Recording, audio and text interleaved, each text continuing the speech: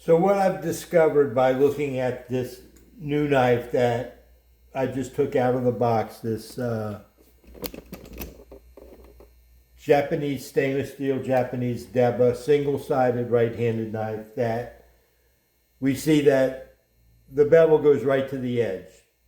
So how are we going to treat it? Well, we're going to sharpen this knife like we would any knife, because with a single-sided knife, let's go back to the Yasuba. The Yasuba knife goes back to traditional sword making, where there are facets in the outside, which has to do with the angle of the shinogi line, which is this line, and the edge bevel. And these facets have to do with how you rest the knife on the stone. And there are different distinct facets. There's 3 that I can find on this knife, and there may be 4 on a more expensive knife. And those are actually sharpened on a stone. Well, with a wicked edge, we don't touch those. We're only working on the edge, the apex, the edge bevel. We're not working on the side of the knife. When you're working with flat stones,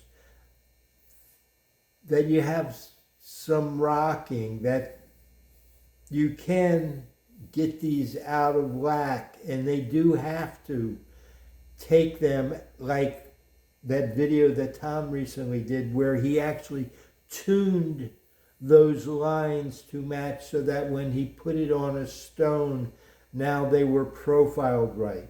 We're doing all that profiling on the wicked edge from the very beginning. We're going to match the angle just like any other knife, but we're only matching the angle from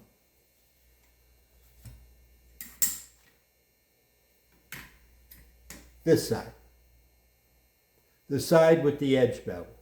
We're going to use our marker, and we're going to match the angle, or we're going to profile at an angle that's suitable. For this steel, that they haven't even said, that I'd have to guess that it's got to be 57 or 58 on the Rockwell C scale.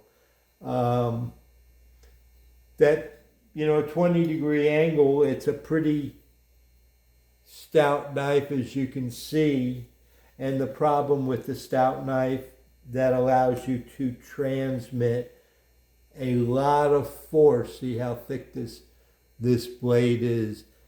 You transmit a lot of force cutting through this. That's why it's made for cutting fish and cutting the spine bones and things like that. So if you get too thin, that edge will roll. If you get too thick, then you have to press too hard. So probably 20 degrees to 18 degrees would be suitable.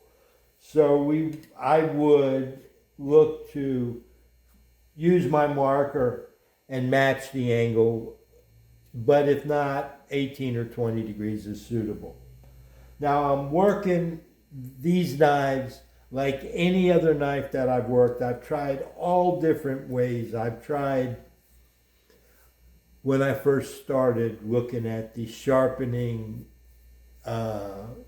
ratios, we have the 70-30 knives, which is the similar sort of thing. A knife like this is described as 90-10, meaning you do all the sharpening, 90% of the sharpening on this side and only 10% on that side, the deburring. So that ratio is a description of not necessarily how much work to do, but how much grinding proportionately one side has to the other. Not that you count your strokes and only do 10 strokes on one side and 1 on the other. That would be the 90-10 to keep your proportions right. It's not about that. It's a description not about sharpening, but about how the knives are ground. And I've been chasing that for years, trying to figure it out. And what I've come up with these single-sided knives is that we're just trying to emulate that style like this, and the best way to do it, I have found, is you want to keep that bevel on the back side, which is the outside is clamped. As we looked at it and inspected it, it's negligible. You can't see it. Well, we want to keep it like that. The knife, because of the way that it is shaped, that same angle that you choose on that slope side will be more parallel, and the bevel will appear taller for that angle. That same angle, 20 degrees, let's say 18 degrees, on the flatter side, because it's more upright, you're barely going to rest right on it, and it's going to be a little tiny bevel, and it will remain like that if you work it lightly. You're not working it to make a bevel, you're working it to make a apex.